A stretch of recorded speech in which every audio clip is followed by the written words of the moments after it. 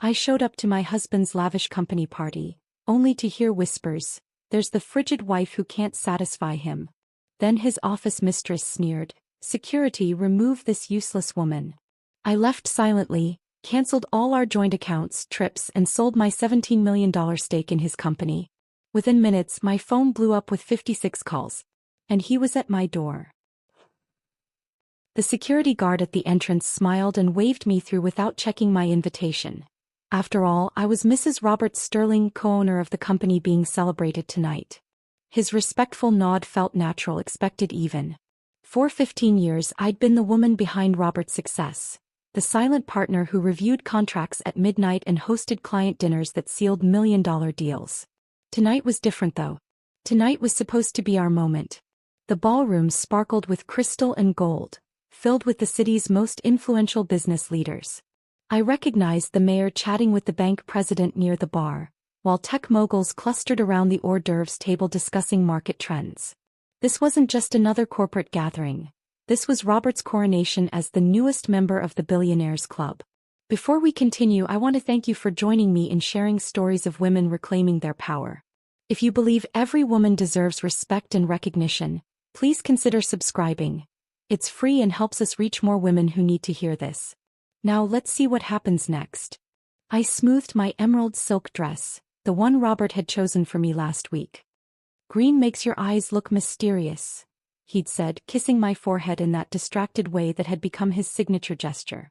At 52, I still turned heads, still maintained the figure that had caught his attention 23 years ago when I was his paralegal and he was a struggling attorney with big dreams. "Margaret, darling." Patricia Hoffman, the governor's wife, air-kissed my cheeks with practiced enthusiasm. "Robert must be over the moon tonight. Such an achievement." "He's worked so hard for this," I replied, scanning the crowd for my husband's familiar frame. "We both have." Patricia's smile flickered for just a moment before returning to full wattage. "Of course, dear. You've always been so supportive." Something in her tone made me pause, but before I could analyze it further, she'd already moved on to greet someone else. I shook off the odd feeling and continued through the crowd, accepting congratulations and making small talk with faces I'd known for years. But as I moved deeper into the party, I began to notice things. Conversations that stopped abruptly when I approached. Meaningful glances exchanged over champagne flutes. Smiles that seemed forced, almost pitying. Near the chocolate fountain, I overheard Janet Morrison from the country club whispering to her husband, "I just feel so sorry for her. Everyone knows except." They noticed me approaching and immediately switched topics to discuss the weather.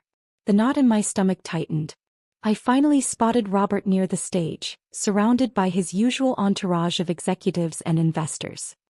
He looked magnificent in his custom-tailored tuxedo, silver hair perfectly styled, commanding the room with the confidence that had first attracted me to him. This was his night, his moment to shine, and I wanted nothing more than to stand beside him and share in his triumph. But as I approached, something strange happened. The circle of men seemed to close ranks, their backs turning slightly toward me as if forming a barrier. Robert continued his animated discussion about overseas expansion, completely unaware of my presence just feet away. "Robert," I said softly, touching his elbow. He turned, and for a split second I saw something flash across his face. Not joy or love or even recognition, but annoyance. Quick as lightning, it was replaced by a polite smile, the kind he reserved for persistent salespeople. "Oh, Margaret. You're here." His tone was flat, dismissive. No kiss, no arm around my waist, no introduction to the foreign investors he'd been courting for months. "Of course I'm here," I laughed, trying to keep things light. "This is our big night, remember?" One of the men cleared his throat uncomfortably and excused himself. Another checked his watch and muttered about finding his wife. Within moments, the circle had dispersed, leaving Robert and me standing alone. "I should get back to networking," Robert said, already scanning the room for his next conversation. "These deals won't close themselves." He walked away without another word, leaving me standing by the stage like a discarded prop. The rejection burned, but worse was the growing realization that people were watching, whispering, judging. That's when I heard it, crystal clear above the ambient noise of the party. "There's the frigid wife who can't satisfy him." The words came from somewhere behind me, spoken just loudly enough to ensure I'd hear. I turned slowly, my face burning with humiliation, but couldn't identify the speaker among the sea of faces. Poor thing, another voice added. She has no idea about Vanessa. Vanessa, Robert's new assistant. The 20-something blonde with the perfect figure and ambitious eyes who joined the company 6 months ago. The one who worked late nights and weekend meetings, who traveled with Robert to client presentations, who always seemed to be whispering something urgent in his ear. My hands began to shake as pieces of a puzzle I'd refused to see started falling into place. The late meetings that ran past midnight. The business trips I was suddenly excluded from. The way Robert's face lit up when his phone buzzed with what he claimed were urgent work messages. "Margaret, sweetie." The voice belonged to Vanessa herself, materializing beside me in a scarlet dress that cost more than most people's monthly rent. Her smile was sharp enough to cut glass. "Hello, Vanessa," I managed, my voice barely steady. She leaned in close, her perfume sickeningly sweet. "I think there's been a misunderstanding about tonight. This party is really for business associates and key stakeholders only." "I am a key stakeholder," I replied, finding my voice. "I own 17% of this company." "Had," she corrected with mock sympathy. "Past tense, darling. Robert's been meaning to discuss some recent changes with you." Before I could process her words, 2 security guards appeared at my elbows. The same men who'd smiled and nodded at me countless times before now looked through me as if I were invisible. "Security, remove this useless woman," Vanessa announced, her voice carrying across the nearby conversations. The ballroom fell silent. Every eye turned toward us, witnessing my public humiliation. I looked desperately toward Robert, but he'd turned his back, engaged in what appeared to be a fascinating discussion about quarterly projections. As the guards gently but firmly escorted me toward the exit, I realized that everything I thought I knew about my life, my marriage, and my future had just shattered like crystal hitting marble. The hotel's revolving door spun behind me with a finality that echoed through my bones. Each step down the marble stairs felt like walking away from a grave, not just my marriage but the version of myself I'd carefully constructed over 2 decades. The valet who'd greeted me with such warmth an hour ago now avoided my eyes completely, suddenly fascinated by his clipboard. My heels clicked against the pavement in a rhythm that matched my racing heartbeat. The city's nightlife hummed around me, couples laughing as they headed to late dinners, groups of friends celebrating Friday night freedom, but I felt completely detached from their joy. In my clutch, nestled between my lipstick and car keys, sat the small velvet box I'd been saving for tonight. I pulled it out, running my thumb over the soft surface. Inside lay a platinum bracelet engraved with coordinates, the exact location where Robert had proposed 23 years ago on that beach in Malibu. I'd commissioned it 3 months ago, planning to surprise him after his speech tonight. The irony tasted bitter in my mouth. "Excuse me, are you all right?" A young woman in a server's uniform had stepped outside for her smoke break. Her concern seemed genuine, unlike the manufactured sympathy I'd endured inside. "Just getting some air," I managed, forcing a smile that felt like cracking glass. She nodded and lit her cigarette, but I could feel her watching me. Did I look as broken as I felt? I straightened my shoulders and walked toward the parking garage, each step building something new inside my chest. Not grief but something harder. My Tesla sat exactly where I'd left it, gleaming under the fluorescent lights. I slid into the driver's seat but didn't start the engine. Instead, I sat in the silence, finally allowing myself to think clearly for the first time in months. The signs had been everywhere.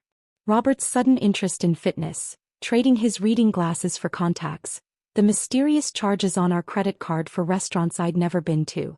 The way he'd started showering immediately after coming home from work, washing away evidence I'd been too trusting to recognize. But it wasn't just the affair that stung. It was how completely I'd been erased from the narrative of our success. Every business article called it Sterling Enterprises, crediting Robert as the visionary founder. No mention of the woman who'd mortgaged her inheritance to fund his first office lease. No acknowledgement of the connections I'd provided through my family's legal firm.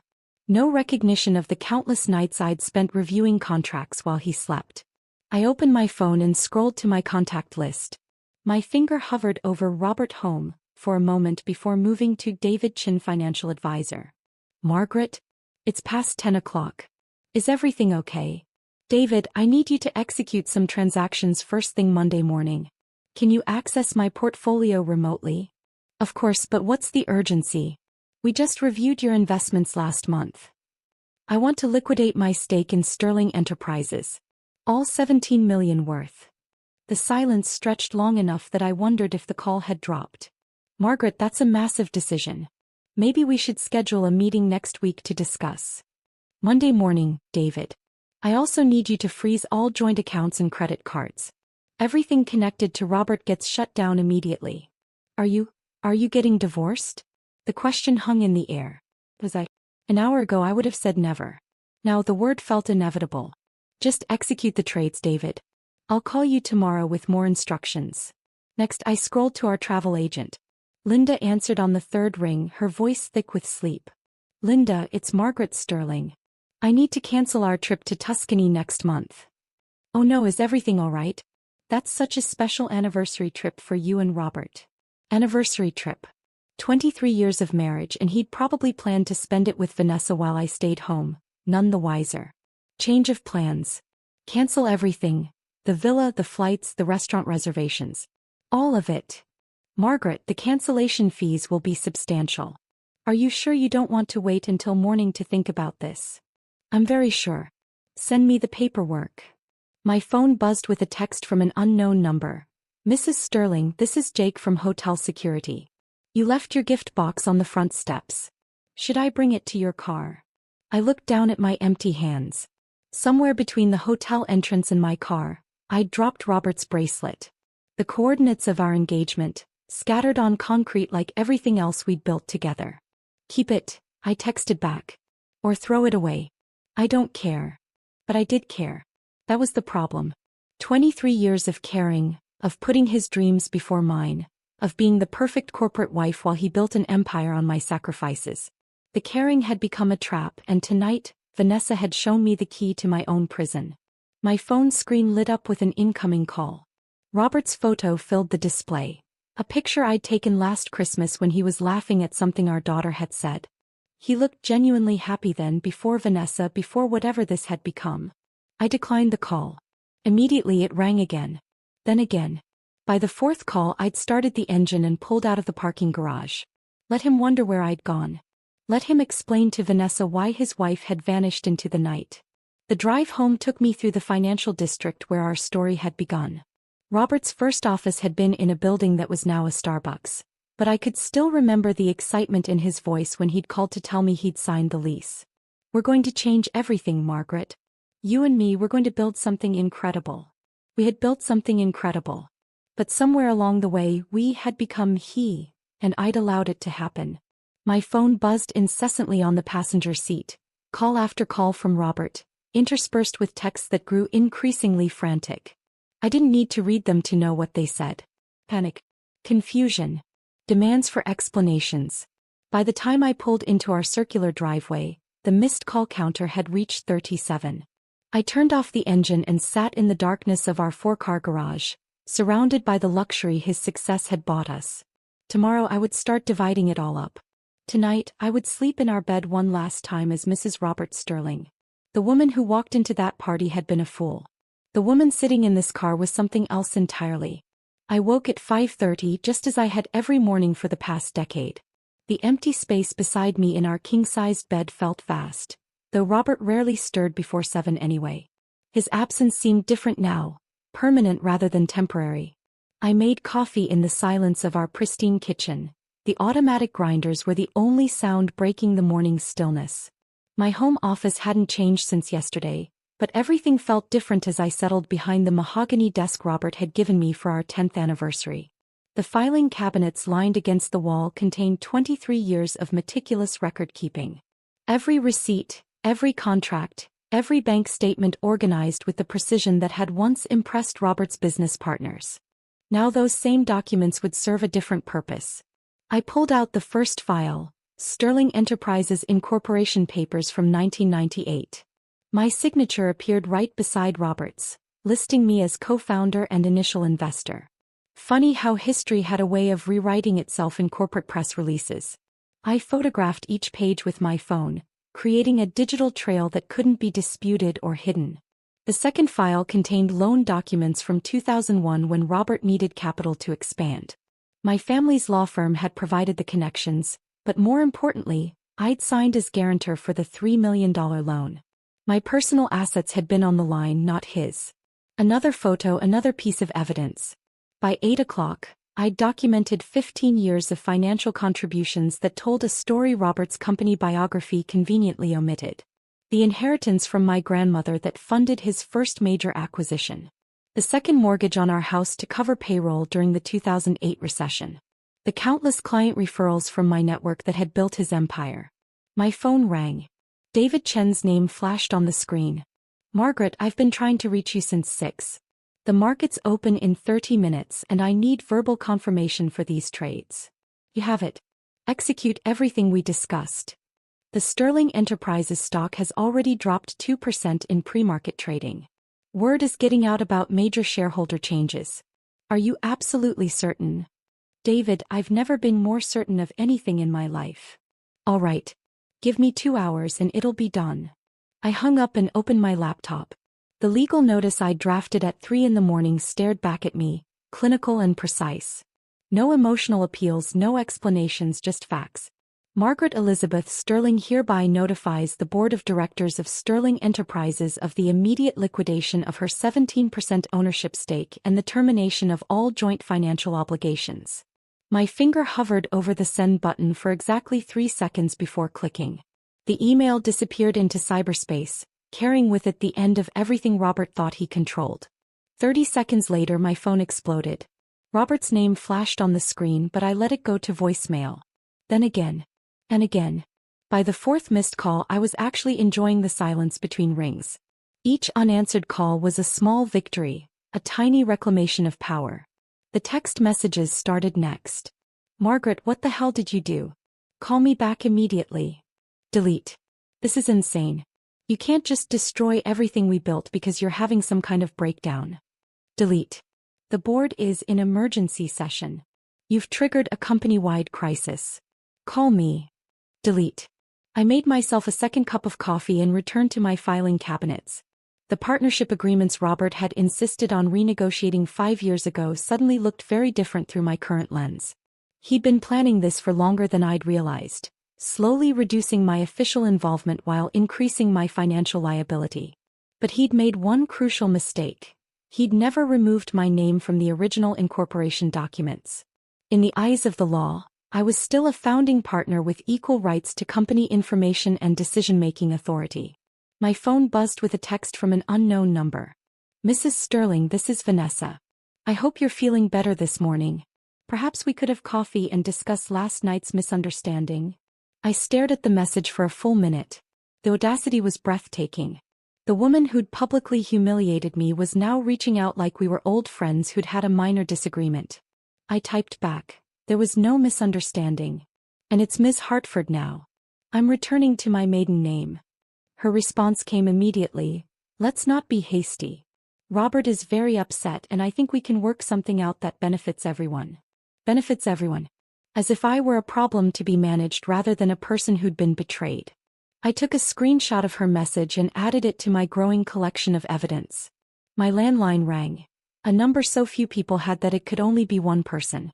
"Margaret Elizabeth, what in God's name is going on?" My sister Sarah's voice crackled through the speaker.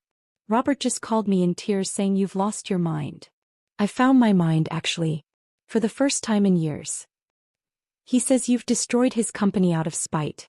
That you're having some kind of emotional breakdown and making decisions you'll regret."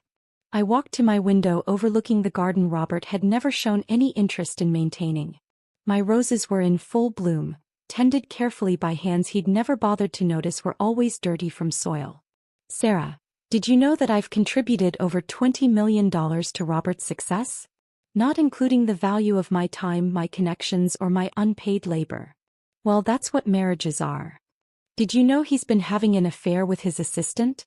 That she publicly humiliated me in front of 200 people last night." Silence. "I'm not having a breakdown, Sarah. I'm having a breakthrough. There's a difference." After I hung up, the house felt peaceful again. I returned to my desk and opened a new document. If Robert wanted to play the victim, he'd need to explain 23 years of financial records that painted a very different picture. My phone showed 56 missed calls now, but the constant buzzing had become white noise. Each ignored ring felt like shedding another layer of the life that had been suffocating me without my realizing it. The woman who'd left that party in shame was gone. In her place sat someone Robert had never met, someone who knew exactly what she was worth and wasn't afraid to collect. The Sterling Enterprises boardroom had always intimidated visitors with its floor-to-ceiling windows and imposing conference table, but today I felt perfectly at home in the leather chair I'd occupied for countless strategy meetings over the years. I'd arrived 30 minutes early, spreading my documents across the polished surface like a general preparing for battle. The other board members filtered in with uncomfortable expressions, men I'd known for decades who suddenly couldn't meet my eyes. James Morrison, our longtime CFO, gave me a sympathetic nod before taking his usual seat. Patricia Webb from legal looked positively sick, probably already calculating the ramifications of my actions. Then Robert burst through the mahogany doors. 23 years of marriage had taught me to read his moods, but I'd never seen him look quite like this. His usually perfect silver hair was disheveled, his tie crooked and dark circles shadowed his eyes. The commanding presence that had dominated this room for 15 years had evaporated overnight. Vanessa slipped in behind him, her red power suit a stark contrast to her pale complexion. She positioned herself against the far wall, arms crossed defensively, trying to project confidence but failing miserably. Her eyes darted between Robert and me like a cornered animal calculating escape routes. Margaret. Robert's voice cracked slightly on my name. What have you done? I leaned back in my chair, hands folded calmly in my lap. Good morning, Robert. Gentlemen, Patricia. Thank you all for gathering on such short notice. Don't play games. Robert slammed his palm against the table, making several board members jump. You've triggered a company-wide financial crisis. Our stock is in free fall, clients are panicking, and the bank is demanding explanations for frozen accounts. James Morrison cleared his throat. Margaret, perhaps we could discuss a more gradual transition. There's nothing to discuss, James. I've liquidated my position in accordance with company bylaws. Everything was done legally and properly. Robert began pacing behind his chair like a caged predator. You've taken everything from me. 23 years of work, destroyed overnight because you're having some kind of emotional breakdown. The accusation hung in the air and I saw several board members shift uncomfortably. They were waiting for me to defend myself, to break down, to prove Robert's narrative that I was an unstable woman acting irrationally. Instead, I opened my folder and pulled out a single document. This is the original incorporation filing from 1998, I said, my voice steady and professional. You'll notice my name listed as co-founder and primary investor. Funny how that detail never made it into your company biography. Robert stopped pacing. That was just a formality. This is the loan guarantee I signed in 2001 when you needed $3 million to acquire Morrison Industries. I placed another document on the table. My personal assets secured that expansion, not yours. Vanessa uncrossed her arms, suddenly paying very close attention. And this, I continued, producing a thick stack of papers, documents every financial contribution I've made to Sterling Enterprises over the past 2 decades. $27 million in direct investment, not including the market value of business connections, client relationships, and strategic guidance. The room fell silent except for the hum of the air conditioning. Robert's face had gone from red to pale gray. Margaret, Patricia Webb spoke carefully, what exactly are you proposing? I'm not proposing anything. I'm informing you that as of this morning, I've divested all holdings in Sterling Enterprises. The company will need to restructure immediately to remain solvent. You can't just, Robert started, but I cut him off. I can and I have. What I built I can unbuild. For the first time since entering the room I looked directly at Vanessa. She was no longer the confident woman who'd humiliated me at the party. Her carefully applied makeup couldn't hide the fear in her eyes as she realized the implications of my actions. Of course, I continued, still watching Vanessa, the company could potentially recover if new leadership were installed. Someone without the baggage of recent scandal. Robert followed my gaze to his mistress, and understanding dawned on his face. You're destroying everything to get back at me for. For what, Robert? For having an affair? For publicly humiliating me? For erasing my contributions from company history? I stood slowly, gathering my documents. This isn't revenge. This is business. The temperature in the room seemed to drop 10 degrees. James Morrison was frantically scribbling notes, probably calculating how to minimize damage to his own position. Patricia Webb looked like she was already drafting resignation letters. Robert slumped into his chair, the fight draining out of him. What do you want? I want what I've always wanted. Recognition for my contributions and respect for my intelligence. Since you seem incapable of providing either, I've decided to provide them for myself. The board will never accept this, he said weakly. The board doesn't have a choice. Unless you can produce $27 million by close of business tomorrow, Sterling Enterprises will be insolvent. I paused at the door. I suggest you call an emergency shareholder meeting to discuss new leadership. As I reached for the door handle, Robert played his final card. I'm stepping down as CEO. The words echoed through the boardroom like a death knell. Several board members gasped audibly. Vanessa's face went white as her meal ticket evaporated before her eyes. I turned back to face him. For just a moment I saw the young lawyer I'd fallen in love with, brilliant, ambitious, but ultimately weak when faced with real consequences. That's a wise decision, Robert. I'll have my attorney prepare the necessary paperwork for our divorce as well. Once you've secured the company's future, we can discuss the division of our personal assets. I walked out of that boardroom as a different woman than I'd walked in. Behind me, I could hear frantic whispers and the scratch of Patricia's pen as she began damage control. Vanessa's heels clicked rapidly against the marble floor as she hurried after Robert, probably already calculating her own exit strategy. The elevator doors closed with a soft ding and I finally allowed myself a small smile.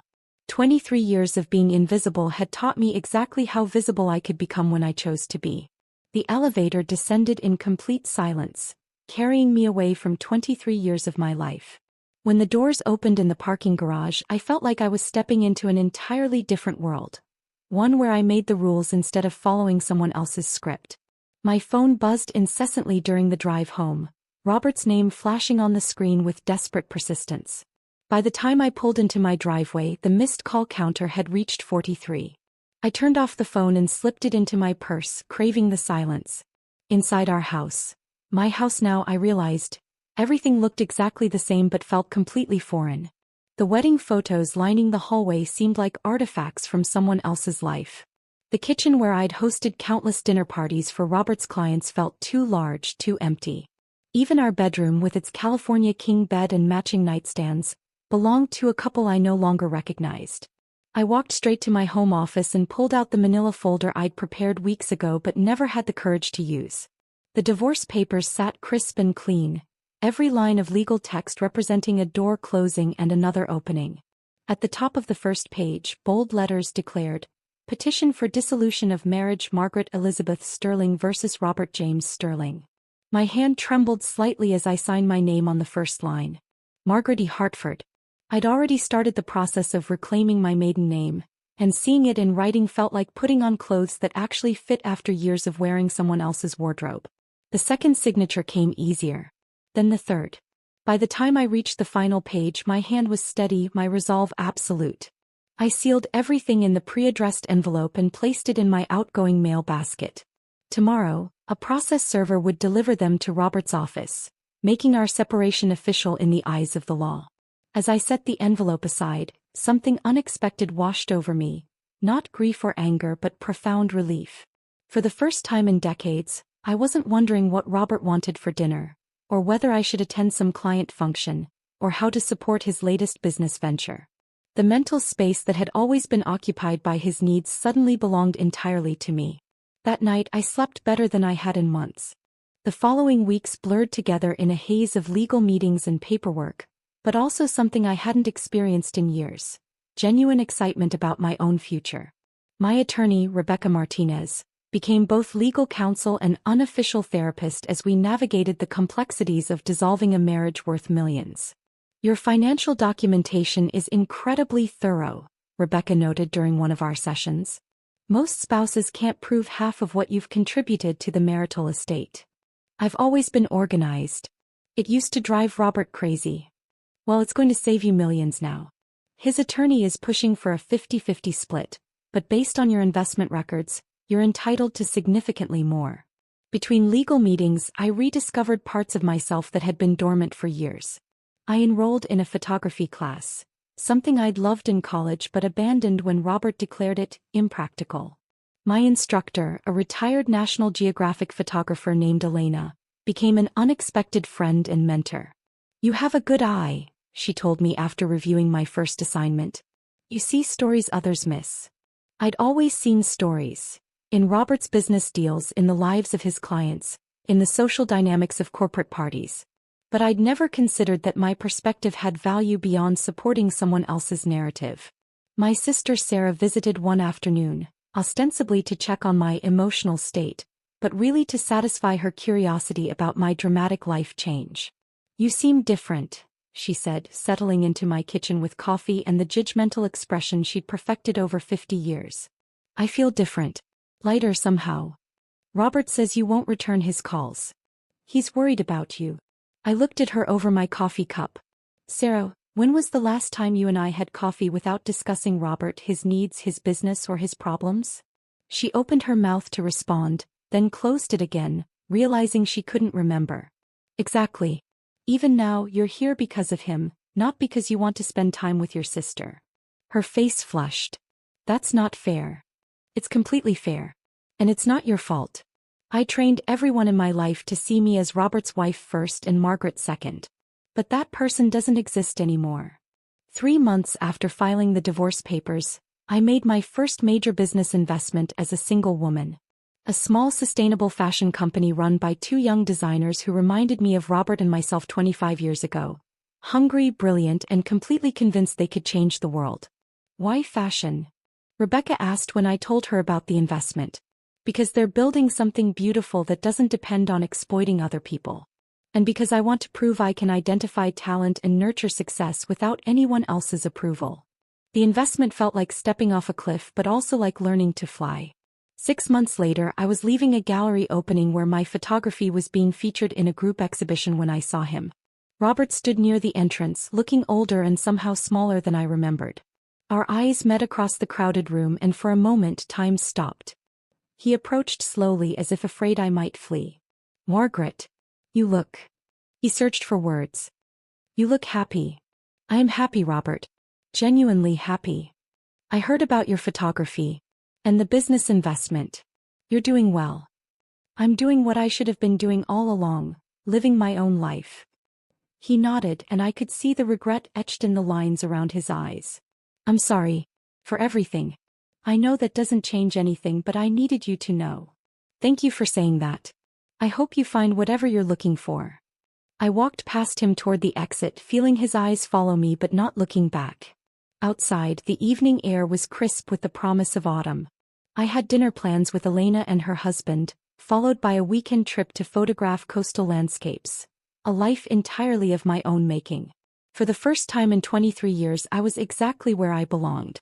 The coastal highway stretched before me like a ribbon of possibility, my camera equipment secured in the passenger seat of my new Tesla Model S, purchased with my own money in my own name, painted the exact shade of midnight blue I'd always loved but Robert had deemed too flashy.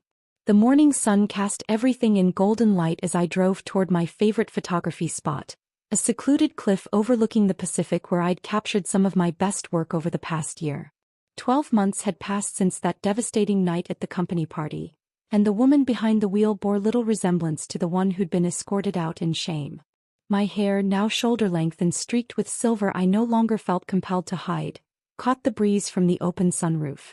The designer clothes that had once been chosen to complement Robert's image had been replaced with comfortable jeans and a soft cashmere sweater I'd bought simply because I loved the color. My phone buzzed with a text from Elena. "Exhibition opens in 2 hours. Still can't believe they're featuring 8 of your pieces." The Meridian Gallery showing represented everything I'd worked toward this past year. My photographs, intimate portraits of women rebuilding their lives after major transitions, had caught the attention of critics who praised their raw authenticity and quiet strength. The irony wasn't lost on me that my art had emerged from my own transformation.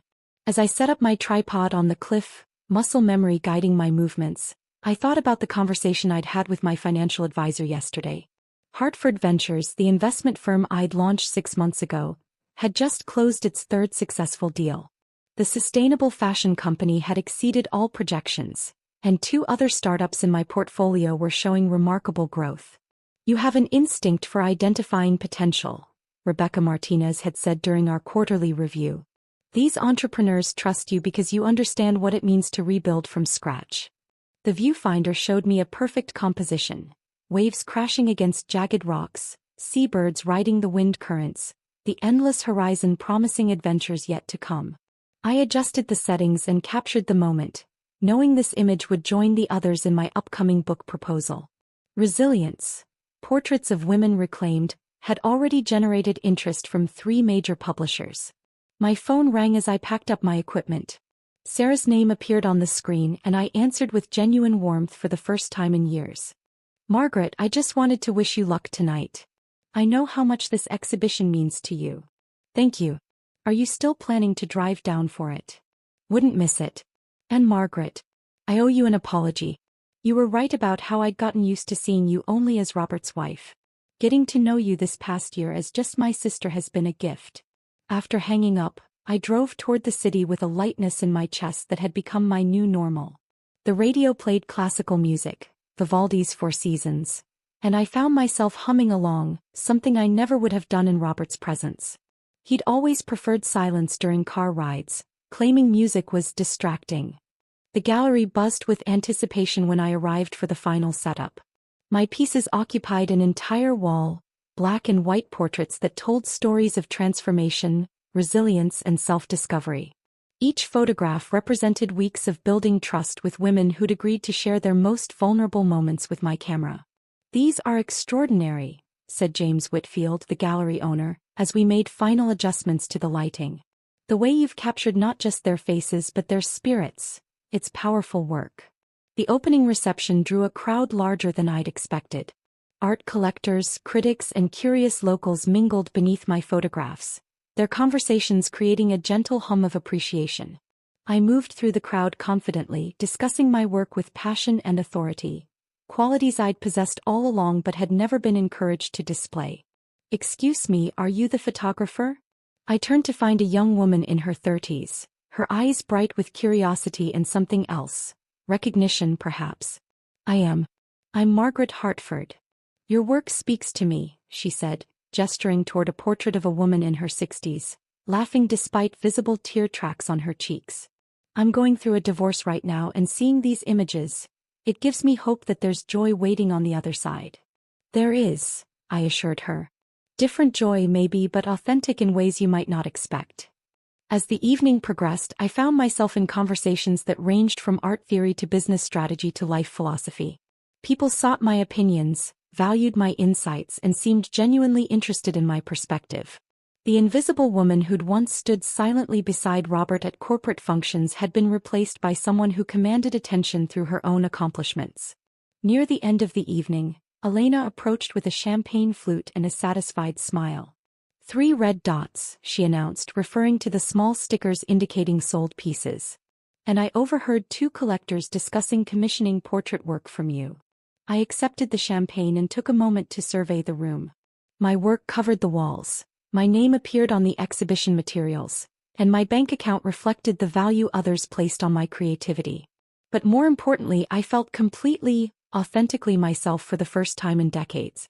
Later that night, I sat in my home office, now truly mine, decorated with my photographs and filled with my projects, reviewing emails from potential clients and publishers. The city lights twinkled beyond my window, and I realized that somewhere in the distance, Robert was probably working late in his office, still chasing the validation he'd never found. I closed my laptop and walked out onto my balcony, breathing in the cool night air. Tomorrow would bring new opportunities, new challenges, new chances to prove that a woman's worth isn't measured by her willingness to disappear into someone else's story. The phone buzzed one final time, a text from an unknown number. "Saw the article about your exhibition. Congratulations. You deserve all the success coming your way. V." I read Vanessa's message twice, then deleted it without responding. Some chapters were meant to stay closed. Standing under the stars, I smiled at the woman I'd become, successful, independent, and finally completely free. If this story of reclaiming power had you cheering Margaret on, hit that like button right now. My favorite part was when Margaret calmly told the boardroom she was taking back what she built, watching Robert's empire crumble. What was your favorite moment? Drop it in the comments below. Don't miss more empowering stories like this. Subscribe and hit that notification bell so you never miss an upload.